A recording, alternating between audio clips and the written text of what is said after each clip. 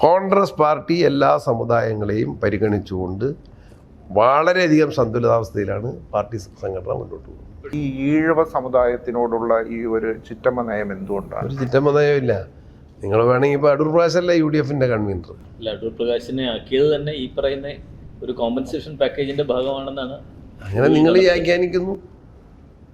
ആക്കിയാൽ നിങ്ങൾ പറയാതെ കോമ്പൻസേഷൻ പാക്കേജിന്റെ ഒരു MLA മാത്രം ഉണ്ട്. അങ്ങനെയാണെങ്കിൽ നിങ്ങൾക്ക് വേറെ 2 MP പോലും അവരിൽ ഒരാളെ UDF കൺവീനർ ആക്കി എന്ന് പറയാമല്ലോ. ഒരു MLA ഉള്ള K. ബാബു, അദ്ദേഹം ഡെപ്യൂട്ടി ലീഡറാ, ലെജിസ്ലേച്ചർ പാർട്ടിയുടെ ഡെപ്യൂട്ടി ലീഡറാ. പൊളിറ്റിക്കലി സ്പീക്കിംഗ് ഈ 2026 ഇലക്ഷൻ വരുമ്പോൾ ഈ പറയുന്ന ഈഴവ കമ്മ്യൂണിറ്റിയിലുള്ള നേതാക്കളുടെ അഭാവം സ്വാഭാവികമായിട്ടും മറുവശത്ത് നിങ്ങൾക്ക് അറിഞ്ഞൂടാ. ബിന്ദു കൃഷ്ണ ഏത് കമ്മ്യൂണിറ്റിയാ? ഞാൻ കമ്മ്യൂണിറ്റി വെച്ച് പറയുന്നതല്ല.